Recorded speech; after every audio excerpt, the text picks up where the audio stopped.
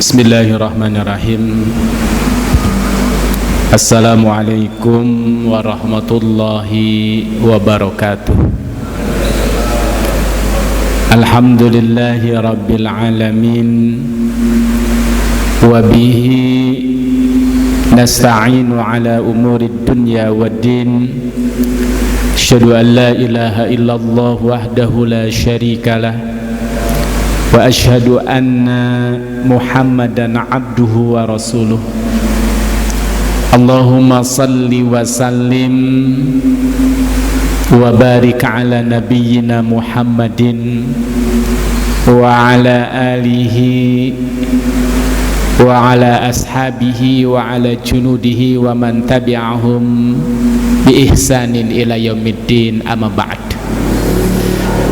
Qala Allah Ta'ala fil Qur'anil Karim wa huwa asdaqul qailin, a'udzu billahi minasy syaithanir rajim. Yauma la yanfa'u malu wala banun illa man atallaha biqalbin salim. Wa qala Rasulullah sallallahu alaihi wasallam, ala inna fil jasadi mudghah idza saluhal jasadu kulluh wa idza fasadat fasadal jasadi kulluh, ala wahyal qalb. Sadaqallahul azim wa sadaqa rasuluhul karim wa nahnu ala dhalika ma'asyahidina wasyakirin walhamdulillahi rabbil alamin. Al mukarramun wal muhtaramun, hadirin hadirat jamaah Majlis Ta'lim Al-Gharaba Masjid As-Salam rahimakumullah. Pada kesempatan malam hari ini kita akan melanjutkan kajian hikam kita, dan pada malam hari ini kita akan memasuki hikmah yang ke-12, al-hikmatu ats-tsaniyata asyarah, hikmah yang ke-12. Qala Ibnu Athaillah As-Sakandari rahimahullah, ma nafa'al qalba syai'un mislu uzlatin yadkhulu biha maidana fikratin. Kurang lebih terjemahnya, ma nafa'al qalba syai'un, tidak ada sesuatu yang bermanfaat untuk hati, mislu uzlatin, seperti uzlah, yadkhulu biha maidana fikratin, uzlah yang masuk ke medan tafakkur. Nah, Bapak Ibu rahimakumullah, hikmah yang ke-12 ini sesungguhnya menyempurnakan pembahasan hikmah sebelumnya, hikmah yang ke-10 dan hikmah yang ke-11 ya. Di dalam hikmah ini yang ke-12, Imam Ibnu Athaillah bicara tentang al-qalb, hati, Pak. Di dalam diri manusia itu ada 3 unsur. 1, akal. Yang ketiga, jasad, fisik. Dan yang ketiga, al-qalbun, atau sebagian para ulama tasawuf menyebutnya juga ar-ruh. Akal untuk berpikir, jasad, kepala kita, tangan kita, badan kita. Nah, yang ketiga apa, Pak? Hati. Nah, Bapak Ibu rahimakumullah, hati di dalam diri kita ini memiliki peran yang sangat penting, yang sangat menentukan baik dan tidaknya, soleh dan tidaknya diri kita semua. Kalau Nabi mengatakan apa, Pak? Ala inna fil jasadi mudghah. Ingat bahwa dalam diri dalam tubuh manusia itu ada segumpal daging, mudghah. Idza saluhat, kalau hati ini beres, kalau hatinya sehat, kalau hatinya bersih, maka seluruh jasad kita, akal kita pun, maka akan kita sehat pula.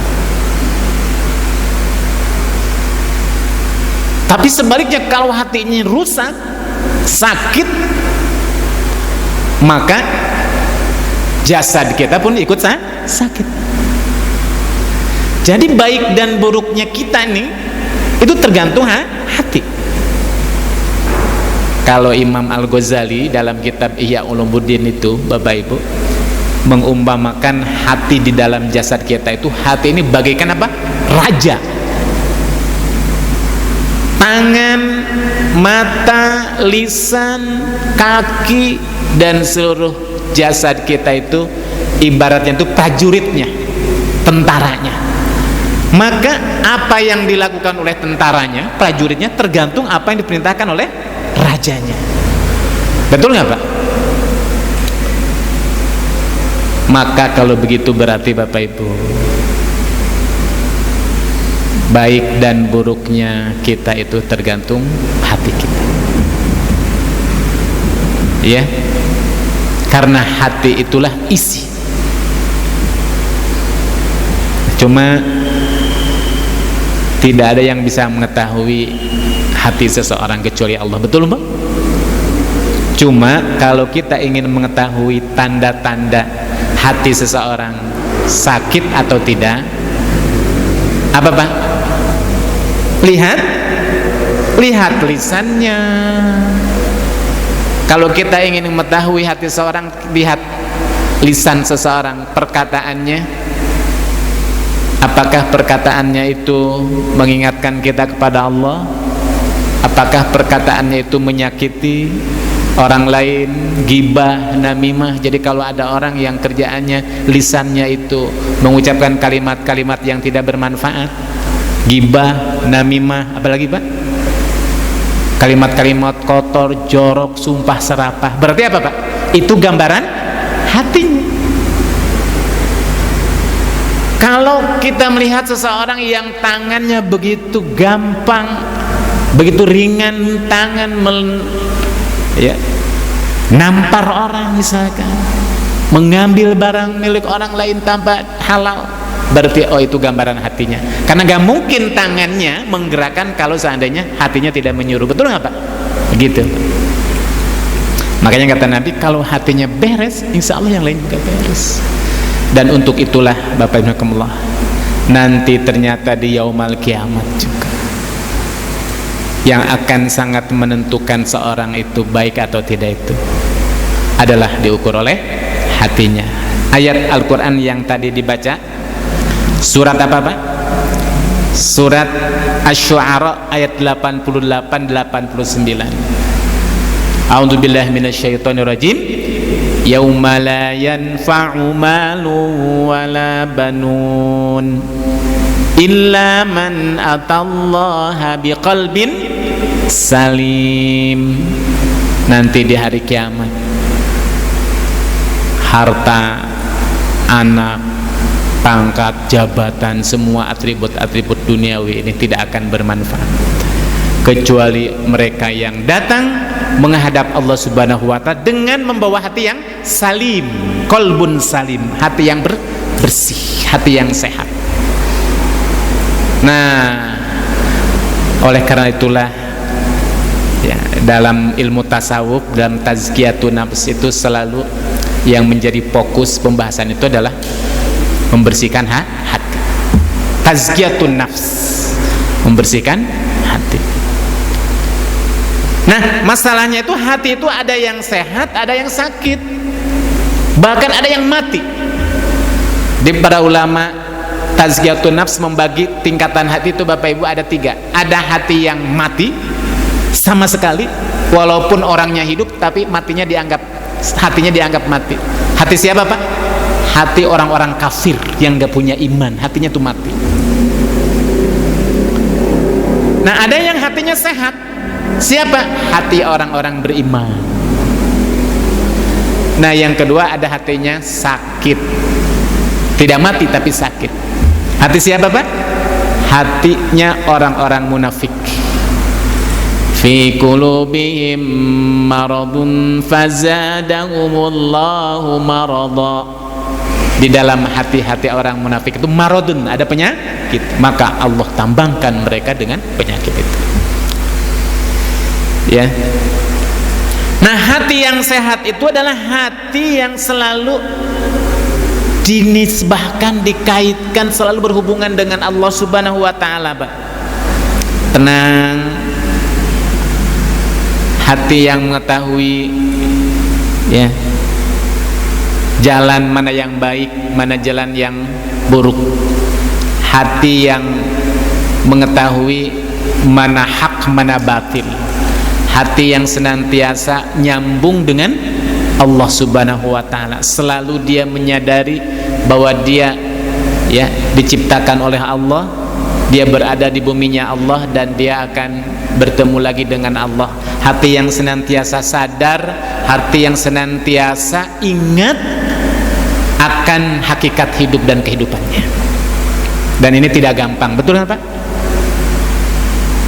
Karena nanti banyak orang yang hatinya itu lalai. Dan salah satu di antara pintu, Bapak Ibu, pintu setan, pintu iblis dalam menggelincirkan manusia, yang pertama kali adalah apanya, Pak? Hatinya. Jadi kalau hatinya sudah dikendalikan oleh iblis, maka sudah dia akan menjadi pengikut-pengikut iblis. Karena hati menentukan, ibarat rajanya tadi kan. Maka yang pertama kali dilakukan oleh iblis dalam menggelincirkan, menyesatkan manusia apa? Diserang hatinya untuk dia tidak ingat, tidak sadar, tidak nyambung kepada Allah Subhanahu wa taala. Istahwaza alaihimus syaitanu fa ansahum dzikrallah. Nanti akan ada manusia-manusia yang istahwadha itu apa, Pak? Dikendalikan, digiring. Pokoknya hatinya itu bawaannya itu apa, Pak? Bawaannya itu ke arah kesesatan saja, nggak pernah benar gitu kan. Kalau berkatanya yang ngaco terus, yang bertentangan dengan syariat terus. Kalau dia melakukan sebuah perbuatan itu menyimpang terus. Nah, kata Allah, istahwadha alaihimus syaitanu fansahum dzikrallah. Mereka orang-orang yang sudah dikendalikan oleh syaitan. Sehingga apa? Dia lupa kepada Allah. Ulaika hizbus syaitan. Itulah partai-partainya syaitan. Hizbun itu partai, kelompok, golongan. Ala inna hizbas syaitanu humul khasiruna. Kalau orang sudah menjadi pengikut syaitan, kata Allah, mereka adalah orang-orang yang rugi. Tapi orang-orang yang beriman, ala bizikrillahi tasmainnul qulub. Nah, Bapak Ibu, hati-hati kalau kita selalu lupa, lalai, berarti kita sudah terperangkap ke dalam syaitan. Makanya ada sebuah doa, karena ini yang punya otoritas, yang hanya Allah saja yang akan bisa menjaga hati kita. Perbanyaklah berdoa kita kepada Allah, Bapak Ibu. Karena ini sudah wilayahnya, wilayah kekuasaan Allah. Ya, apa doanya, Pak? Yang diajarkan oleh Nabi kita kepada Mu'ad bin Jabal.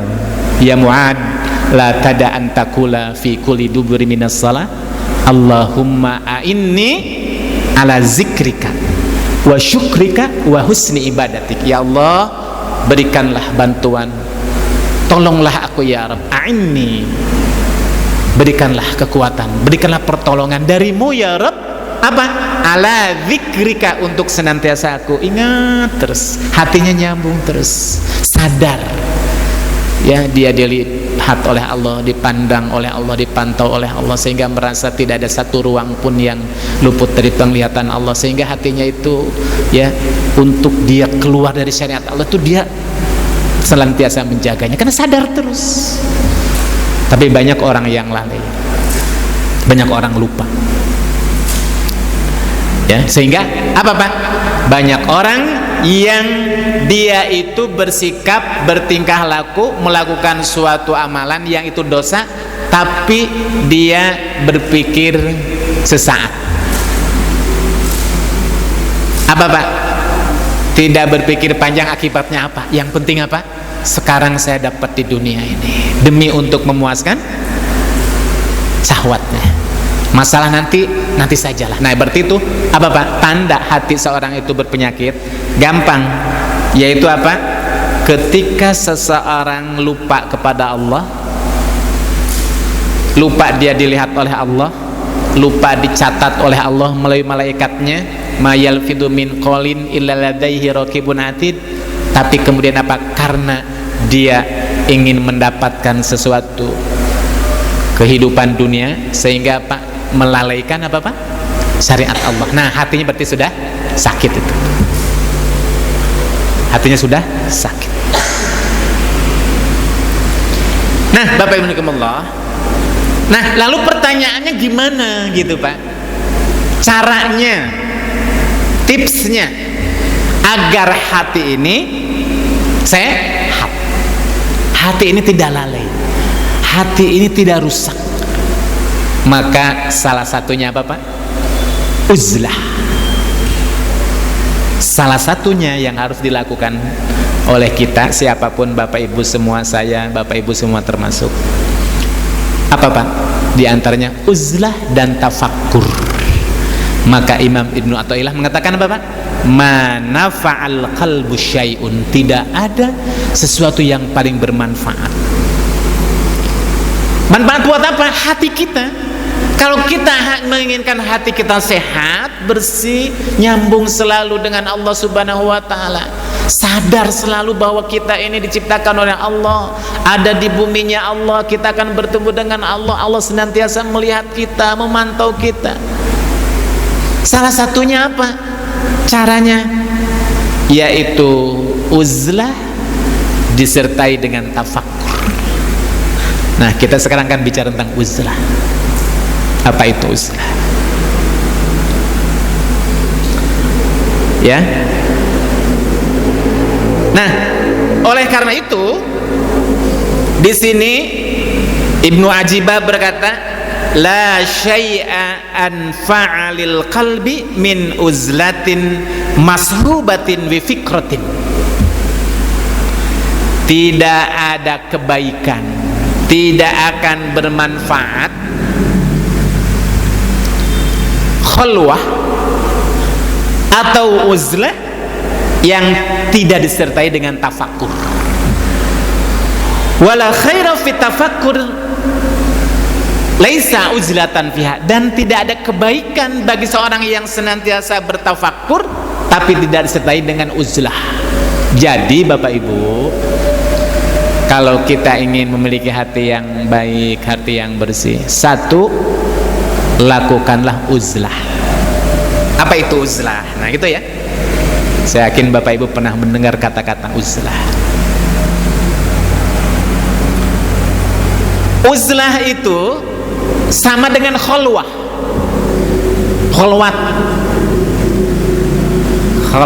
Khalwat itu Bapak Ibu menghindari keramaian, menyendiri. Ibnu Ajibah berkata,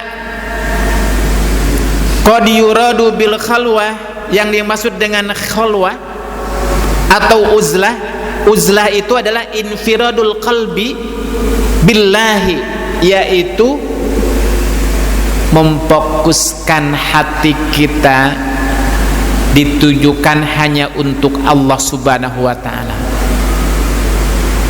Jadi kalau uzlah itu Bapak Ibu menyendiri, menghindari keramaian, menjauhi hiruk pikuk, sendiri.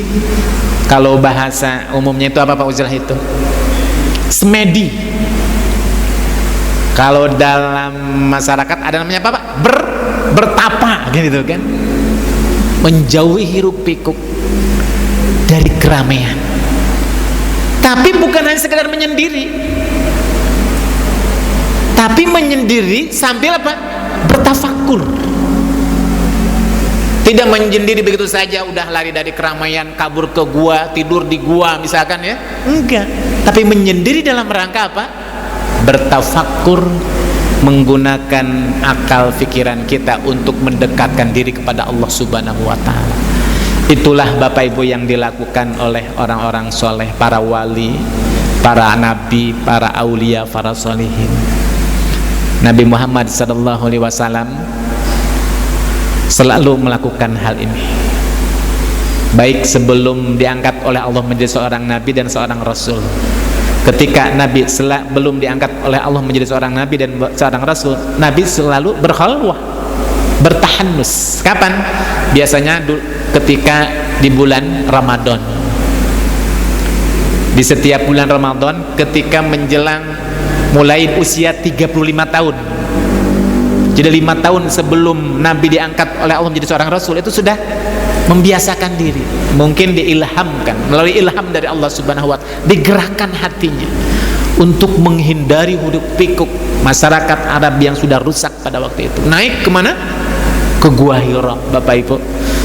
Kalau Ibu Bapak pernah ke sana, ke Gua Hira, sambil membayangkan dulu ketika Nabi Muhammad SAW menjauhi hiruk pikuk masyarakat musyrikin Quraisy yang sudah jauh dari tauhid, sudah rusak moralnya. Nabi menyendiri, naik kurang lebih, kalau naik ke bukitnya itu mungkin sampai 40 menit lah Bapak Ibu, ya. Sepi di Gua Hira, di gua, tapi Gua Hira itu nggak seperti gua-gua yang ada di Indonesia, Pak. Kalau yang ada di gua Indonesia itu kan semacam terowongan gitu ya. Itu cuma cekungan saja, masuk 2 orang, 3 orang, sempit. Ya, disitulah Rasulullah bertafakur hingga sampai usia 40 tahun. Di saat sedang bertafakur, maka turunlah surat apa Pak? Al-Alaq. Iqra bismi rabbikal ladzi khalaq. Maka setelah Nabi diangkat menjadi seorang rasul oleh Allah Subhanahu wa taala, tapi Nabi nggak kembali lagi ke gua, kan itu kan? Apakah kebiasaan Nabi untuk uzlah, bertafakur ini ditinggalkan? Enggak. Tidak. Maka Rasulullah lanjutkan. Di setiap bulan Ramadan 10 hari terakhir Rasulullah selalu apa? Iktikaf. Dan di setiap malam-malamnya Rasulullah uzlah sementara di setiap 2/3 malam. Suasana hening, turun ayat ya ayyuhal muzammil qumil laila illa qalila nisfahu aw inqus minhu qalila aw zid alaihi warattilil qur'ana tartila inna sanulqi alaika qawlan thaqila inna nasyi'atal laili hiya ashaddu wat'aw wa aqwamu qila. Nah, dilanjutkan. Di setiap kurang lebih rata-rata Nabi berkhalwah setiap malamnya itu 5 jam sampai 4 jam di malam hari, Bapak Ibu. Khalwah. Nah, uzlah ini Bapak Ibu lebih mendalam daripada kalau kemarin dalam hikmah yang keberapa Pak? Yang ke-11 Ibnu Athaillah mengatakan adfin wujudaka fi ardil khumul. Tanamlah wujudmu, eksistensimu, dirimu di bawah ya bumi ketidakterkenalan. Kalau orang tidak terkenal, tidak harus lari ke gua-gua, betul kan Pak? Biasa bermasyarakat, tapi dia tidak ingin namanya dikenal, bisa. Nah, kalau uzlah bukan hanya dia tidak terkenal Bapak Ibu, fisiknya sementara waktu dia meninggalkan keramaian. Cuma berapa lama Pak Ustadz? Kan gitu ya. Maka di sini Imam Ibnu Athaillah berkata, "Mana fa'al qalba syai'un mislu uzlatin." Ini sebagian para ulama termasuk Said Ramadan Al-Buti mengomentari ini uzlah itu berapa jam, berapa hari. Kalau Imam Al-Ghazali dulu Bapak Ibu sampai kurang lebih 40 hari dia menyendiri di mihrab sebuah masjid. Karena Imam Al-Ghazali itu konon dalam perjalanan hidupnya itu pernah mengalami sebuah goncangan batin gitu. Antara dia seorang ulama besar dan dia dikenal dengan ahli filsafatnya gitu kan. Ilmunya luar biasa, tapi dia merasa selama ini saya tidak mendapatkan apa-apa. Ulama besar, jangan-jangan saya mengajar menuntut ilmu jadi guru besar ini karena motivasinya salah, niatnya salah, ya, karena ingin mendapatkan dunia, gelar, pangkat dan yang lainnya. Akhirnya dia mulai sadar, dia meninggalkan hiruk pikuk sementara, mengajar dia tinggalkan di mihrab di masjid saja Bapak Ibu, dan kemudian menulis nanti melahirkan sebuah karya besar, menulis sebuah kitab Ihya Ulumuddin ya, sebagai panduan dalam ilmu tasawuf, dan dia milih jalan ilmu tasawuf. Nah konon katanya kalau kita dengar sejarah kisah-kisah Wali Songo juga sama ya, kisah siapa? Sunan Kalijaga katanya bersemedi sampai jenggotnya panjang gak terasa gitu ya. Itu di film sih gitu kan. Kalau di film-film kan gitu ya. Padahal sebenarnya walau alam gak mungkin lah gitu kan. Masa dia meninggalkan sholat yang 5 waktu ya kan, bertapa gitu ya. Ya itu dibumbu-bumbui. Tapi prinsipnya Bapak, uzlah itu menjadi sebuah keharusan kita.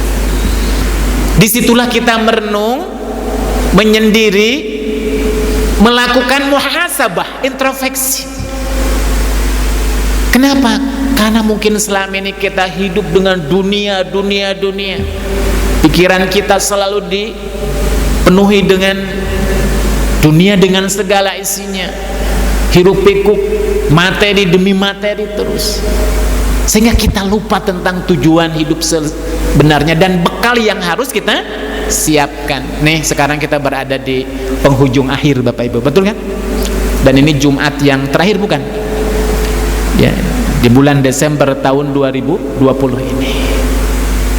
ini saat-saat kita untuk melakukan uzlah sementara, melakukan muhasabah, melakukan refleksi kan itu kan. Kita coba renungi tentang perjalanan hidup kita.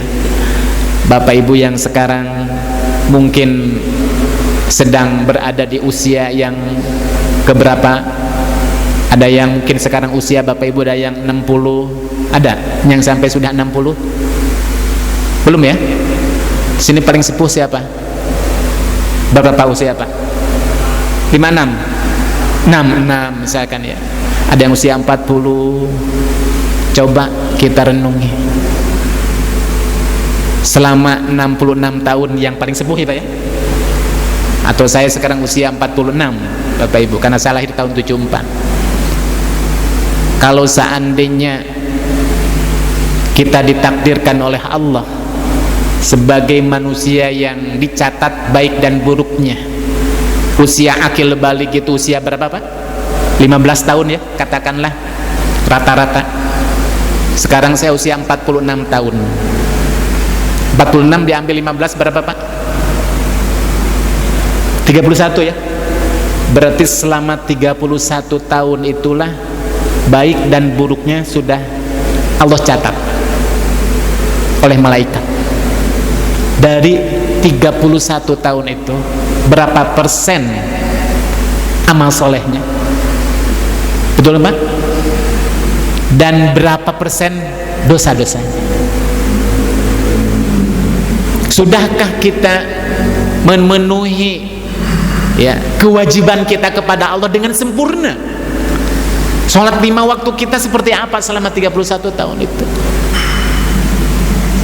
Sudahkah sholat yang selama ini kita lakukan 31 tahun itu termasuk qad aflahal mu'minun alladzina hum fi salatihim khashi'un?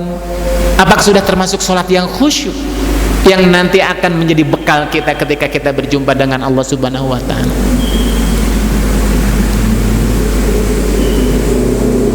Selama 31 tahun itu Bapak Ibu hitung waktu kita untuk Allah berapa persennya. Kita sehari 24 jam, betul? Ambil katakan untuk tidur, rata-rata berapa jam Pak sehari? 5 jam ada sehari, kali selama 31 tahun. Jadi untuk tidur saja kita sudah menghabiskan berapa jam, ya kan itu kan? Untuk Allah melalui sholat 5 waktu selama 31 berapa persen? Kan selebihnya itu apa Pak? Kalau enggak kita nyari duit, betul kan Pak? Kira-kira sepertinya kita itu yang benar-benar waktu kita memang untuk Allah itu sebentar ya Pak, betul nggak Pak? Banyak untuk tidurnya, banyak untuk kerjanya, betul nggak Pak? Seandainya usia kita, katakanlah Bapak Ibu, sampai kepada 70 tahun atau 60 tahun, 63 tahun kalau usia Nabi, karena kata Nabi itu inna umru ummati baina sab'ina wa sittin, umur umatku itu tidak akan lebih daripada umurku, kisaran 60 sama 70 lah.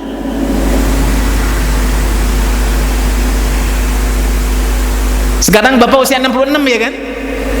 Kalau seandainya ngikuti sunnah Nabi, Nabi wafat 63 tahun, kan tinggal berapa tahun lagi, betul nggak Pak? Atau saya misalkan sekarang 46 tahun, kalau seandainya ditakdirkan diberikan jatah oleh Allah usia itu 63 tahun, dan sekarang kan rata-rata jarang usia yang sampai 80 tahun, betul kan Pak? 70 tahun rata-rata Bapak Ibu.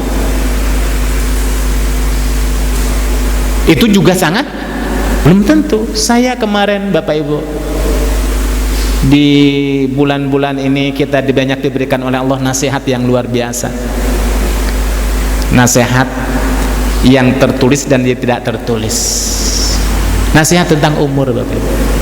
Sebulan yang lalu waktu ada tamu dari Palestina ngisi kajian di sini Bapak Ibu kan, terus saya ngobrol dengan sahabat saya, itu teman sekelas saya dulu lagi kuliah, sehat, gak punya penyakit bawaan loh Bapak.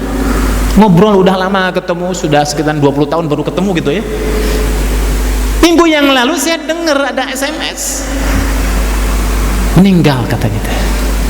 Usianya sama dengan usia saya, ngobrol sehat. Kenapa? Kena COVID juga. Gitu Bapak Ibu.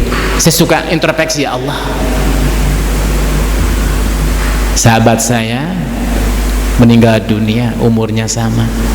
Satu lagi juga sama, hampir sama usianya. Ketika awal musim COVID, ngobrol sama saya, sehat, ngajak bisnis alat mendeteksi suhu kan itu kan. Bulan yang lalu dapat berita juga meninggal dunia. Bapak Ibu rahimakumullah, seandainya kita tidak sampai usia, katakanlah cuma usia kita sampai 47 tahun misalkan Bapak Ibu, karena kita nggak tahu Bapak Ibu masalah kematian itu. Yang tua tidak mesti mati duluan, betul kan Bapak Ibu? Yang muda tidak mesti belakangan, karena Allah rahasiakan. Bisa-bisa bapak-bapak, ibu-ibu yang sudah lebih dari saya usianya, yang sudah tua, mati duluan, bisa jadi. Atau dibalik, saya belakangan, bapak-bapak ibu duluan, gitu kan, gitu. Katakanlah kalau cuma seandainya 47 tahun, berarti kan saya tinggal usianya di dunia cuma 1 tahun, ya kan? Kira-kira kalau seandainya usia 1 tahunnya cukup gak untuk membayar lunas dosa-dosa dan kemaksiatan yang selama ini sudah kita lakukan? Bapak Ibu, itu akan kita dapatkan ya kesadaran itu kalau seandainya kita melakukan uzlah sementara dari sekian waktu itu. Monggo silahkan ya. Nah, tapi uzlahnya itu uzlah disertai dengan apa Pak? Tafakkur, memikirkan. La khairu fi khalwatin la tafakkura fiha. Tidak akan bermanfaat, tidak ada kebaikan orang yang berkhalwah, yang beruzlah, tapi beruzlah tidak disertai dengan tafakkur, dan sebaliknya tidak ada kebaikan orang yang bertafakur tapi tidak dengan uzlah. Bapak ibu di tengah-tengah keramaian muhasabah terus, ingat akhirat terus, nggak akan maksimal. Kenapa? Bagaimana kita ingat akhirat kalau seandainya kita selama ini di dunia ini selalu berinteraksi dengan orang-orang yang mengejar dunia. Betul nggak Pak? Maka harus uzlah, uzlah. Oleh karena itu Nabi mengatakan, Bapak Ibu, gimana? At-tafakkuru sa'atin khairun min ibadatin sab'ina sanah. Berpikir, bertafakkur, merenung, melakukan muhasabatun nafs, ya, sambil melakukan muhasabah, introspeksi, kita melihat ke dalam, jangan melihat kejelekan orang lain, jangan melihat ya kekurangan orang lain, kita lihat, akui diri kita sendiri, kekurangan kita apa, kelemahan kita apa, dosa-dosa yang selama ini telah kita lakukan apa, lalu kebaikan kita seberapa, lalu kita timbang-timbang. Kata Nabi apa? Hasibu anfusakum qabla an tuhasabu. Hisablah kalian sebelum nanti kalian dihisab. Wa wazinu anfusakum qabla an tuwazanu. Timbang amal kalian sebelum nanti oleh Allah timbang nanti di yaumul kiamat. Maka itu dilakukan ketika kita uzlah. Nah, itu keutamaan kita uzlah sambil bertafakur. Kenapa ini menjadi penting? Li'annahu bihi yasilul 'abdu ila ma'rifati haqa'iqis syai'in. Karena dengan uzlah, mengasingkan diri sementara waktu, menghindari hiruk pikuk, meninggalkan pergaulan sementara Pak, ya, tapi tidak selamanya, ini sementara saja, beberapa waktu saja, itu akan mengantarkan kepada seseorang mengetahui hakikat sesuatu, hakikat hidup dan hidup ini. Kita coba merenung ke dalam. Dilahirkan, diwujudkan oleh Allah 36 yang lalu. Ingat masa-masa bayi, ingat masa-masa SD. Lihat foto-foto kita lagi SD, kan itu ya Pak? Lihat foto-foto kita lagi muda, begitu kuatnya kita, begitu gagahnya kita, ya, begitu kencangnya kulit kita. Sekarang usia kita sudah serapuh ini. Berbeda Bapak Ibu, ketika dulu usia 17 tahun, 16 tahun, kayaknya kita kehujanan, kepanasan, ya, motor-motoran berjam-jam itu kuat saya Pak. Tapi sekarang itu Bapak Ibu luar biasa. Kenapa? Usia, ya kan Pak, semakin lama itu ibarat mesin itu kan ada masa apa namanya Pak, masa apa tuh, berkurang. Mobil saja kan semakin tua bukan semakin kuat, betul kan Pak? Ada yang harus diganti, oli-oli diganti, murbaud sudah, ya Allah. Tangan sudah lemah, berjalan sudah lunglai, rambut udah memutih, kan itu ya, udah memutih, berarti tinggal berapa tahun lagi sih kita hidup? Apakah kita cuma begini-begini saja, kan itu kan? Amalan kita cuma begitu-begitu saja. Sementara kematian akan senantiasa pasti datang, dan semakin hari bukan semakin menjauh, semakin bertambah usia kita, semakin dekat dengan kematian, semakin jauh dari masa kelahiran. Kita akan kembali lagi, badan yang dulu kuat akan kembali lagi menjadi lemah, ya. Sebagaimana disebutkan oleh Allah dalam surat Yasin. Dan akhirnya apa? Akan mati, kan itu ya. Lalu kalau seandainya kita mati, nanti di akhirat kelak kita akan kemana? Istri kita akan kemana? Akankah kita nanti di yaumul kiamat bisa bertemu lagi dengan anak dan istri sebagaimana kita di dunia bercengkrama bersama-sama kemana? Bayangkan nanti anak kita ketika kita di yaumul kiamat, apakah anak kita bersama kita, atau sebaliknya anak kita di surga, kita berada di neraka? anak kita, istri kita, bayangkan. Nah itu dilakukan dari mana Pak? Uzlah, muhasabah, ya. Wa ta'zimil laihi, dan kita akan mengetahui, mengagungkan, merasakan keagungan Allah Subhanahu wa ta'ala. Nah pertanyaannya adalah, apa yang pertama kita fikirkan?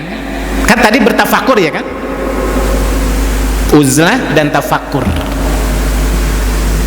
Maka yang paling pertama harus kita tafakuri adalah jangan mentafakuri orang lain, jangan memikirkan orang lain, apalagi memikirkan kesalahan, aib orang lain.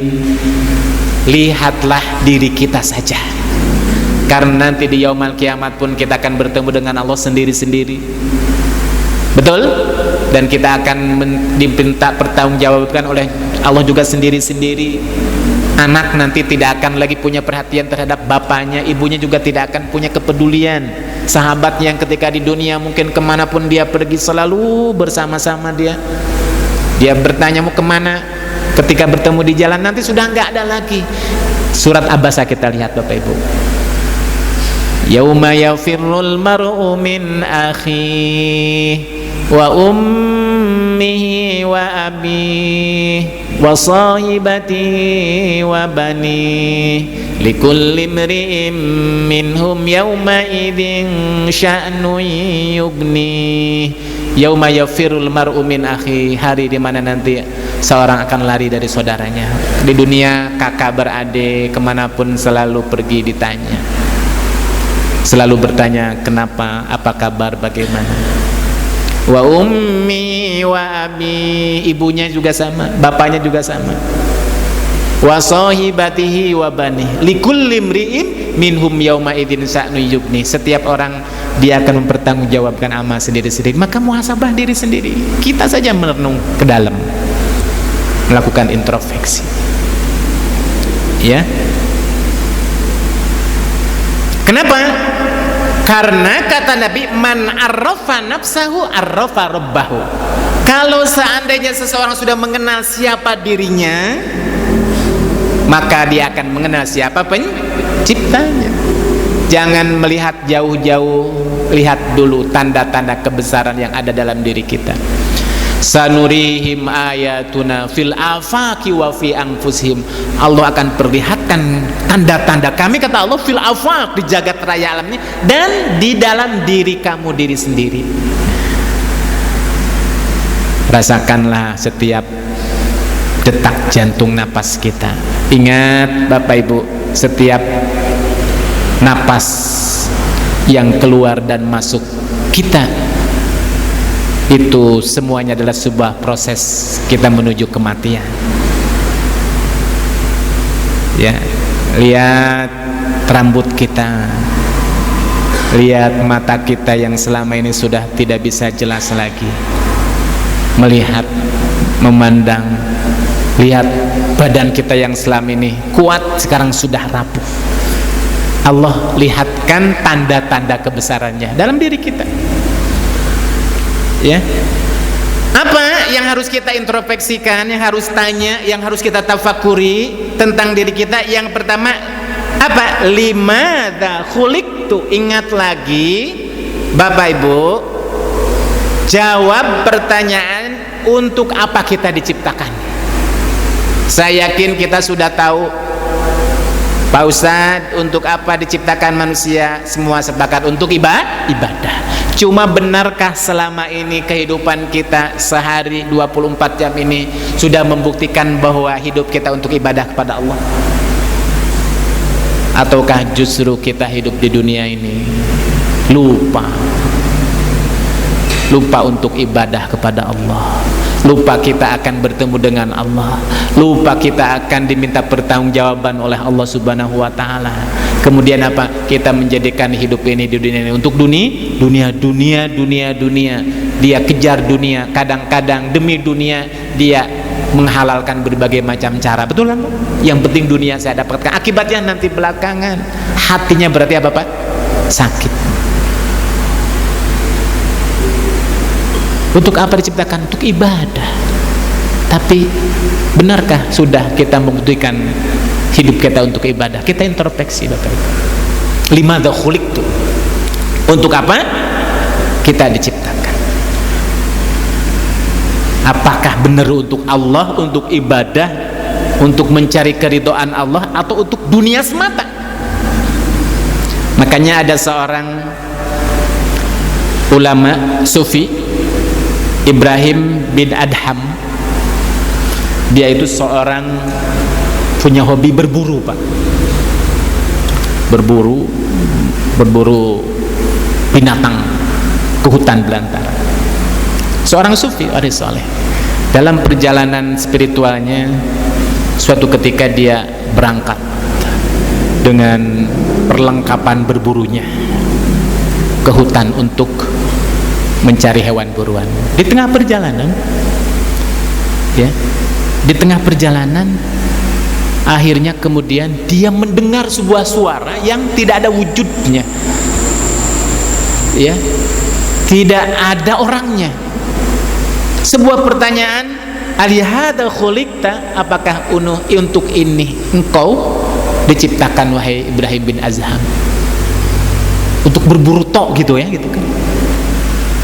Akhirnya dia sadar, ya, dia sadar bahwa dia telah mengisi waktunya untuk hal yang sia-sia,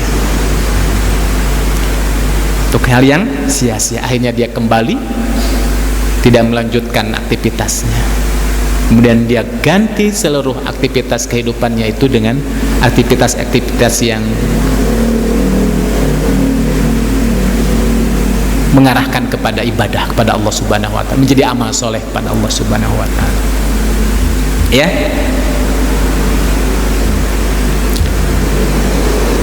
Nah, Bapak Ibu Allah, kita introspeksi untuk ibadah bukan. Tapi Pak Ustadz, kan kita ini butuh hidup ini juga tidak untuk sholat saja, zikir saja, ya kan? Ada aktivitas dunia. Nah, betul. Ibadah itu butuh sarana dan prasarana. Kita zakat, gak mungkin kita zakat kalau kita tidak menjadi orang kaya. Kita diperintahkan untuk beribadah haji, umroh, tidak mungkin kalau seandainya kita tidak punya bekal. Maka agar semua rangkaian aktivitas yang kita lakukan semuanya, jadikanlah aktivitas itu sebagai sarana, bukan jadikan tujuan. Nah, banyak orang yang melakukan kegiatan itu jadinya tujuannya dunia saja. Karena dunia sudah menjadi tujuannya, sehingga apa Pak? Menghalalkan berbagai macam cara. Padahal kita bekerja, kita berusaha itu cuma sekedar untuk wasilah, betul kan Pak? Silakan kita melakukan aktivitas, asalkan Bapak Ibu semuanya itu adalah dalam rangka kita beribadah kepada Allah Subhanahu wa taala. Awali aktivitas kita dengan mengucapkan Bismillahirrahmanirrahim. Ya, man amila syai'an kullu amalin la yubda bi bismillah fahuwa abtar. Setiap amalan yang tidak dimulai dengan bismillah maka abtar, terputus dari nilai-nilai ibadah. Ingat Allah dalam setiap melakukan apapun, awali dulu dengan kalimat apa Pak? Bismillah. Dan ketika kita menunaikan kegiatan apapun itu, dia sadar bahwa semua yang kita lakukan itu dilihat, dipantau oleh Allah. Jangan sampai ada perilaku, perbuatan kita, usaha kita yang keluar dari syariatnya. Kenapa? Allah melihatnya. Kenapa? Karena kita sedang beribadah kepada Allah.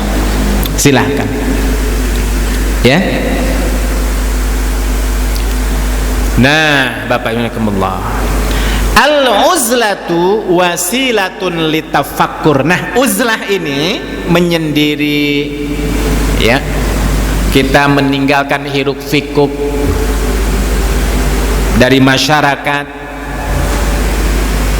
bergaul, berinteraksi dengan banyak orang sementara waktu, itu adalah wasilatun litafakkur, wasilah sarana untuk bertafakur. Hadhihi liman laisa lahu syai'un yurabbi, bagi kita siapapun yang kita tidak punya pembimbingnya, yang mengarahkannya. Maka Rasul sudah memberikan sebuah arahan melalui hadisnya uzlah, ya. Apa manfaatnya Bapak Ibu? Wa'lam anna fil khulwah fawaid, ketahuilah bahwa di dalam khulwah, uzlah, menyendiri, mengasingkan diri, menjauhi dari keramaian, meninggalkan interaksi dengan sesama masyarakat sementara waktu, itu punya faidah, manfaat. Apa manfaatnya? Ada 10. Yang pertama, hifdul qalbi, menjaga hati minar riya, dari riya.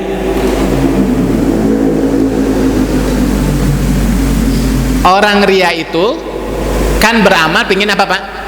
Dilihat, betul kan? Nah ini sekarang mau dilihat gimana, orangnya gak ada yang tahu, sendirian. Jadi kalau kita ingin belajar melatih diri untuk tidak riya, usahakan tidak ada yang tahu kecuali diri kita sendiri. Maka uzlah itu adalah sebagai upaya latihan untuk menghindari riya. Ya. Wasum'ah, sum'ah itu apa Pak? Kalau riya ingin dilihat, kalau sum'ah ingin didengar, dikenal. Makanya mengasingkan diri aja, nggak diliput oleh media sosial, oleh televisi. Banyak orang juga nggak tahu, yang tahu cuma dia sendiri saja. Kenapa? Karena dia khawatir terjebak ke dalam riya, uzlah. Yang kedua, manfaatnya Pak, kenapa harus uzlah? Hibdul basar min afatil manzurat, menjaga pandangan dari penyakit-penyakit mata. Bapak Ibu rahimakumullah,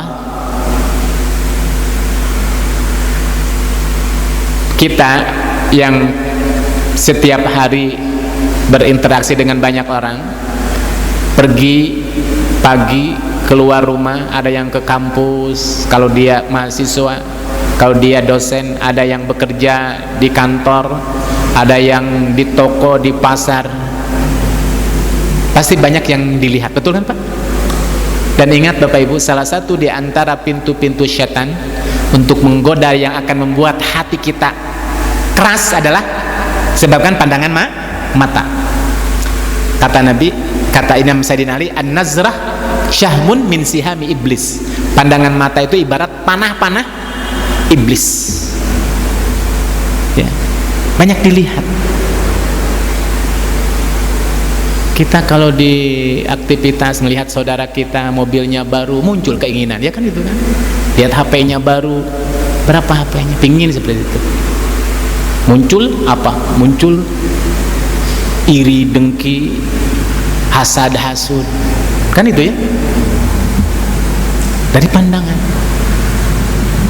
Imam Syafi'i pernah dalam sebuah riwayat itu mengalami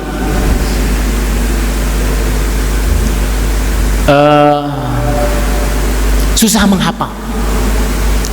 Syakautu wa kisu'u hifdhi, aku pernah mengadu kepada guruku, jelek hafalanku, susah ngapalin Quran, ngapalin hadis. Padahal Imam Syafi'i itu orang yang sangat cerdas, terkenal dengan kecerdasannya, tapi dalam kondisi-kondisi tertentu pernah mengalami semacam itu. Fa'arsyadani, maka gurunya yang namanya Waki memberikan ujangan, arah apa? Hai Imam Syafi'i, hai Syafi'i, innal ilma nurun. Ingat, yang namanya ilmu Allah itu adalah nur, cahaya. Wa nurullahi la yuhda lil asi, dan ingat, cahaya Allah itu tidak akan diberikan oleh Allah kepada orang maksiat.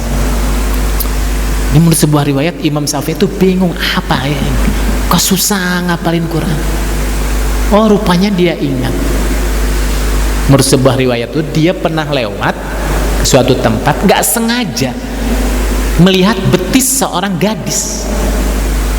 Padahal yang dia cuma betisnya begitu kan, betisnya, gak sengaja itu juga. Mungkin gara-gara penglihatan yang gak sengaja ini. Bayangkan yang tidak disengaja saja sampai sejauh itu, apalagi yang kita sengaja, yang gak ada saja dicari-cari, misalnya itu kan. Kita lihat di rumah televisi, tontonan Indosiar, dangdut mania, apalagi misalnya acara-acara apa tuh gitu kan, kontes dangdut macam-macam pakaiannya. Pergi dari rumah naik BRT, nah gadis berpakaian, atasnya aurat, bawahnya aurat, nggak pakai hijab, nggak dilihat, mubazir kan itu kan. Turun dari BRT masuk ke mall, penjaga-penjaga yang pakaiannya kadang-kadang ya, nggak menutup aurat, nggak sengaja itu. Jadi kalau kita memang hidup di dunia susah dan banyak kok kenapa baca Quran kadang-kadang nggak khusyuk, nggak tersentuh dengan ayat-ayat tentang azab misalkan, itu kan mungkin karena ya hati kita sudah keras karena akibat pandangan mata. Makanya ada orang yang masuk penjara itu bagian daripada uzlah, ya.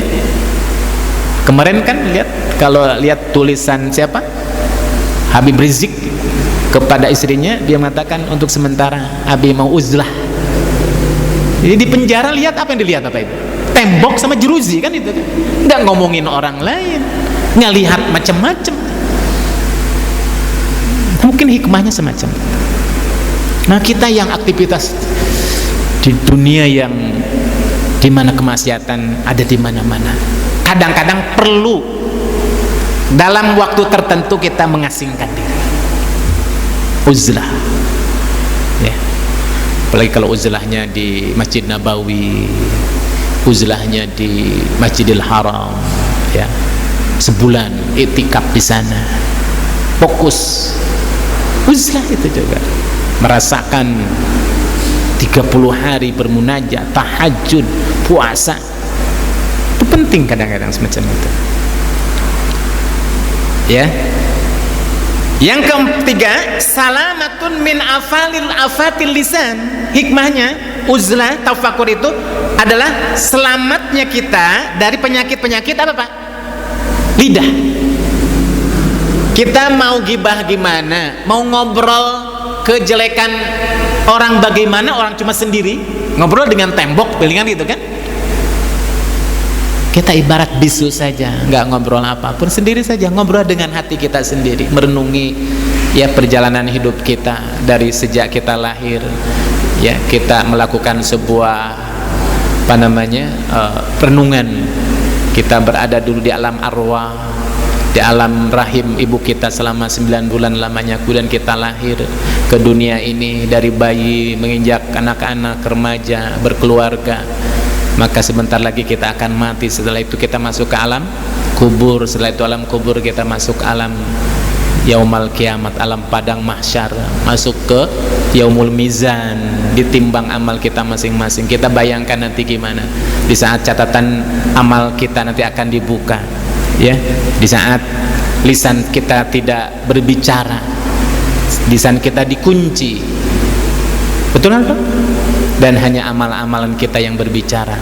Tangan kita akan menjadi saksi, ya, yauma idzin tu'raduna la takhfa minkum khafiyah. Hari ini aku akan sodorkan, aku akan buka, kata Allah Subhanahu wa taala, sehingga tidak ada satupun nanti yang akan tersembunyi. Dibuka oleh Allah Subhanahu wa taala, digambarkan, diputar kehidupan kita.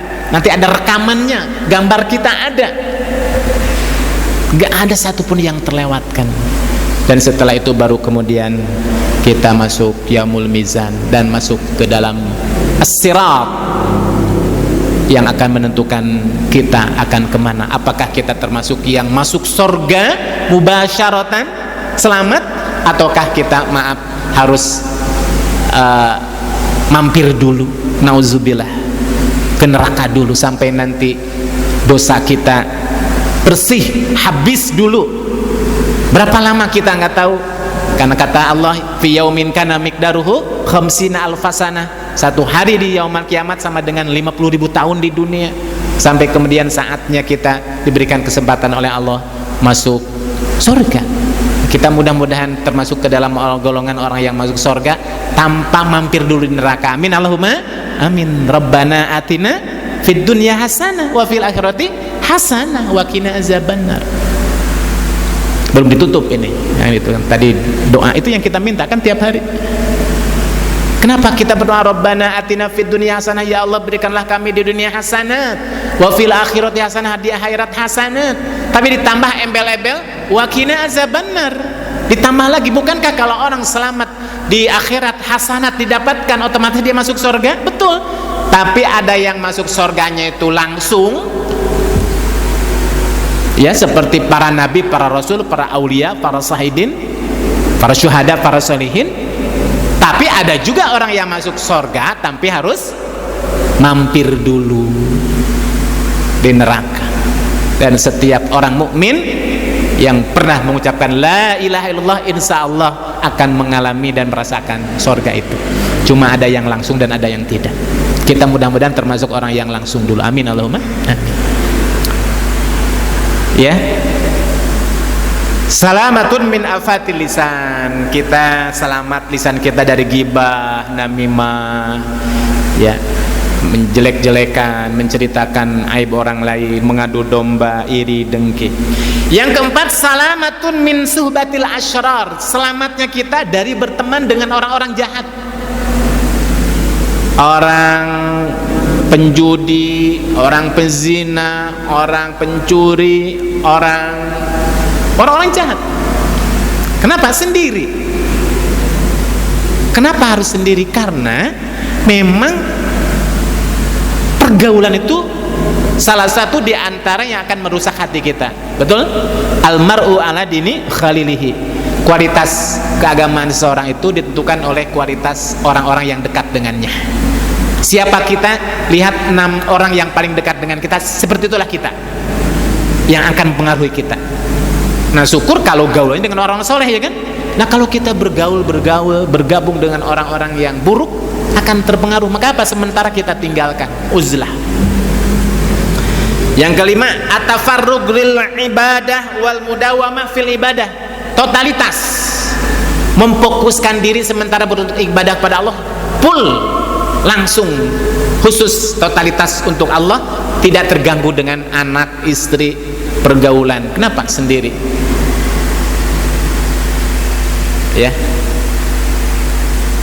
Yang keenam, as-salamatu minal khusumah, akan selamat dari permusuhan, pertengkaran. Ya, mau bertengkar dengan siapa? Bermusuhan dengan siapa? Sendiri.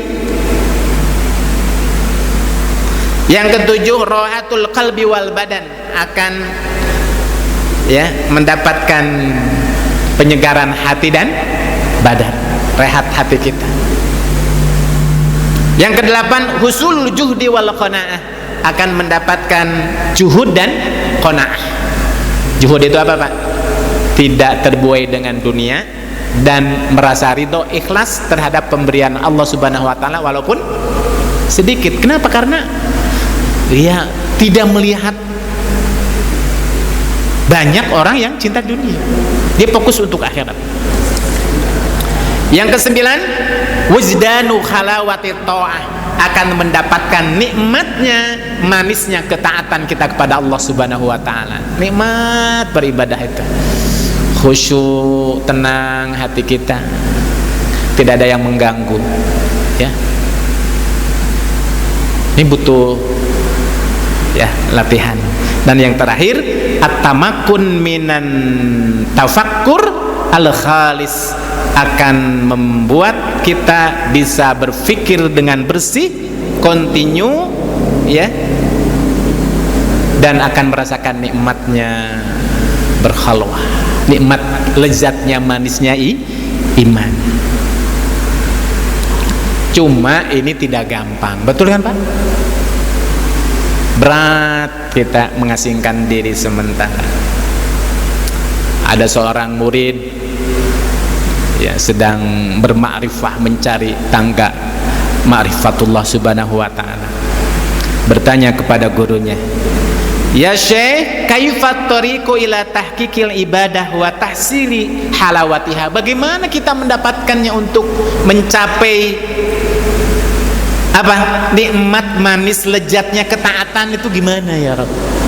Upayanya gimana? Kan berat.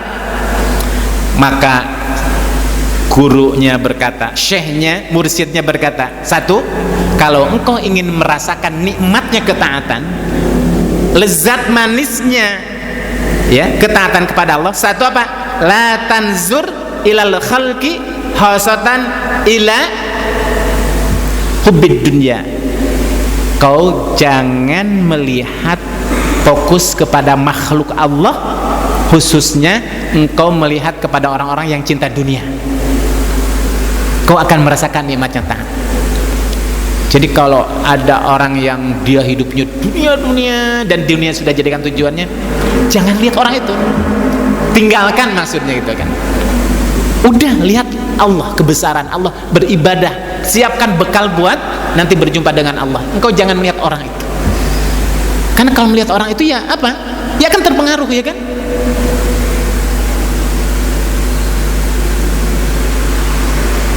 Terus muridnya bertanya lagi, kalau tidak bisa gimana? Tetap melihat orang itu, gak bisa menghindar dari orang itu, bertemu lagi dengan orang itu, bertemu lagi dengan orang itu. Agar supaya saya bisa mendapatkan nikmatnya ketaatan kepada Allah, apa yang harus kita lakukan? Tadi ya, yang pertama apa? La tanzur, jangan lihat. Kenapa? Fa inna nazar ilayhim zulmah, karena penglihatan kamu terhadap orang itu akan membuat gelapnya hati kamu. Terus kalau nggak bisa juga, lihat lagi, nggak bisa, dijauhkan. Yang kedua, fala tasma' kalamah, jangan dengar ucapannya, karena pasti bicaranya tentang apa? Hubud dunya kan, itu kan, lupa Allah maksudnya, nggak pernah mengingatkan beribadah kepada Allah. Kata-katanya pasti ya selalu bertentangan dengan syariat Allah, jangan didengarkan. Kenapa? Fa inna kalamuhum qaswah, karena perkataannya itu akan membuat hati kalian keras. Tapi nggak bisa, orangnya itu selalu ketemu lagi dan masih terdengar kalimatnya, selalu bisa ngobrol terus gitu kan, berinteraksi lagi dengan orang itu. Maka yang terakhir apa? Fala tu'amilhum, kau jangan bermuamalah dengan orang itu, jangan kerjasama dengan orang itu, udah putuskan saja. Almar'u ala dini khalilihi, ya. Terus apa? Fala taskun ilaihim, kalau nggak bisa juga, engkau jangan merasa taskun ilaihim itu engkau merasa nyaman, tenang, nikmat berada dengannya. Jangan merasa betah, jangan sebaliknya. Ya, jadi kalau ketemu dengan orang-orang yang rajin ibadah nggak betah bawaannya gitu kan, tapi dengan orang-orang yang ahli maksiat, duitnya banyak, kita merasa apa? Nyaman, betah. Nah, jangan seperti itu. Jauhi orang-orang ahli buruk, orang-orang yang ahli maksiat, walaupun dia dunianya dia dapatkan, jangan betah-betah bersama mereka. Fala taskun ilaihim. Kenapa? Fa inna sukuta ilaihim halakah, karena engkau betah bersamanya, nyaman dengan mereka, bertempat tinggal dengan dia, menjadi teman seiring, apa? Halakah, itu adalah kehancuran, akan menghancurkan. Kenapa? La yajidu halawatal ibadah man kana qalbuhu sakan ila ghairillah. Tidak akan orang mendapatkan nikmat lezatnya beribadah taat kepada Allah kalau seandainya orang itu merasa tenang, nyaman bersama orang-orang yang hatinya tidak terkait dengan Allah Subhanahu wa taala. Putuskan. Apa yang harus kita lakukan? Uzlah, menyendiri dari dia, mengasingkan diri dari keramaian itu, khusus untuk bertafakkur, melihat kekurangan kita masing-masing, untuk apa kita diciptakan, bekal apa yang sudah kita siapkan untuk hari esok. Akhirnya Allah Subhanahu wa taala berfirman dalam surat Al-Hasyr, wal tangdur nafsum ma qaddamat lighad wattaqullah innallaha khabirum bima ta'malun. Wahai orang-orang beriman, wal tangzur, hendaklah nafsun, setiap jiwa, siapapun, setiap kita, tanzur itu melihat, memperhatikan, memikirkan, ma qaddamat, apa yang sudah kita persiapkan, min a'malis sholihah, dari amal soleh, bekal kita, li ghodin, untuk hari esok. Kapan Pak? Untuk hari di mana kita nanti bertemu dengan Allah Subhanahu wa taala. Allah akan membukakan, akan menyodorkan setiap amalan yang kita lakukan di dunia. Nah, itu dilakukan ketika kita mengkhususkan waktu-waktu tertentu dan mengasingkan untuk sementara waktu, tapi tidak mengasingkan totalitas. Kenapa? Karena kalau kita menghindar, menyendiri, menjauhi dari hiruk pikuk keramaian, itu berarti menyalahi kodrat manusia sebagai makhluk sosial. Betul? Apa? Waktu-waktu tertentu saja. Berapa lama? Gak disebutkan. Kalau Nabi mencontohkan kepada kita setelah dia diangkat oleh menjadi seorang Nabi, seorang Rasul, dalam setiap malam-malamnya. Kapan malam ketika menjadi? Kenapa?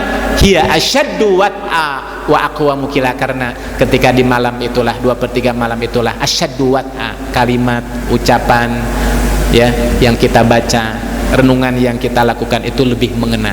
Di saat orang tertidur, di saat orang terlelap dengan dunianya, kita bermunajat, bertahanus untuk Allah Subhanahu wa taala. Ya. Atau sebulan, di bulan Ramadan 10 hari ya, di hari-hari tertentu itu adalah saat-saat kita untuk beruzlah, untuk bertafakkur. Ya.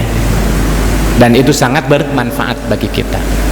Orang-orang soleh, para wali, para syuhada, para da'i selalu melakukan hal ini dan dia tidak meninggalkannya di waktu-waktu yang dimilikinya. Ya, seperti itu. Kita juga sama. Monggo lakukan ya, 1 jam, 2 jam setiap malam ataupun beberapa waktu. Hindari keramaian, melihat ke dalam, melihat kekurangan kita masing-masing. Jangan sampai orang tahu, orang lain lebih tahu dari kita, sementara kita lupa akan apa yang kita lakukan. Ma nafa'a qalba syai'un mislu uzlatin. Tidak ada sesuatu yang bermanfaat buat hati kita seperti uzlah, yadkhulu biha maidana fikratin, yang masuk dengannya dalam maidan tafakkur, berfikir. Bapak Ibu, demikian kurang lebih ya hikmah yang ke-12. Mudah-mudahan ini menjadi bekal bagi kita, khususnya ketika kita sekarang berada di penghujung akhir tahun 2020 dan besok atau lusa pekan depan kita masuki tahun baru ya. Mudah-mudahan hari ini lebih baik daripada hari yang lalu, hari esok jauh lebih baik daripada hari ini. Itu saja yang saya bisa sampaikan. Wallahul muwafiq ila aqwamit thoriq. Wassalamualaikum warahmatullahi wabarakatuh.